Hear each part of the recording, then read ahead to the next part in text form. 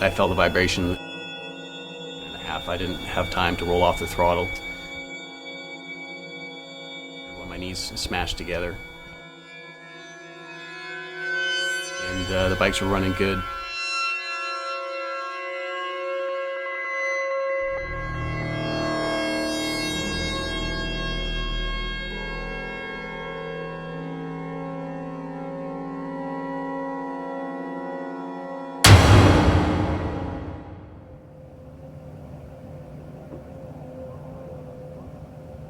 Rider down, have a rider down.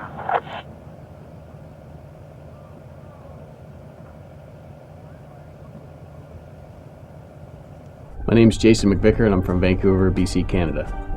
I've been going to Bonneville since 1996, and 2 or 3 times a year since then. So I guess I am what you would be considered a Bonneville regular. We've set over 30 records there, and about 15 of them still stand as current records. We were racing against a record last year of 246 miles an hour in one of the turbocharged classes that we typically run there. And earlier on in the week, we ran 253 miles an hour in another class. So that was the fastest open motorcycle record by Bonneville ever. The bike that crashed made 634 horsepower, and we had it turned down to about 450 when we crashed it.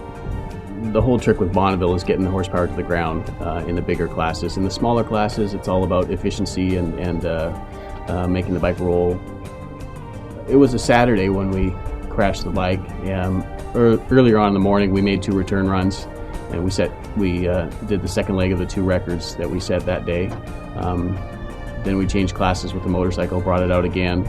About halfway through the 3rd mile, I felt a vibration in the back of the bike, which was, upon investigation later, after the crash, was the tread coming off the tire. We were experiencing some pretty bad wheel spin and blistered the tire, blew the tread off it. And then, upon investigation, it was found that I ran over a piece of debris that was on the course from a car before that blew an engine, which cut the tire, and subsequently the tire lost air, and the back of the bike came around and threw me off the right-hand side. The previous record for the highest motorcycle crash survived was 200 miles an hour, which was by Ron Cook, which happened at El Mirage about 10 years ago.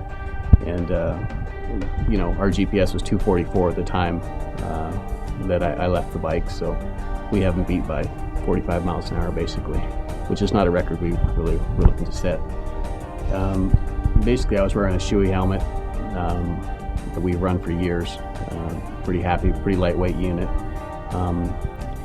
And when I came off the bike, the first part of my body that hit the ground was my head. I came off the bike to the right, and I tucked my shoulder in and hit the ground with my head to my shoulder, and then tumbled for the 1,600 feet. But the helmet had an abrasion on the top left side of it, and it tore off the visor, and that was the only damage.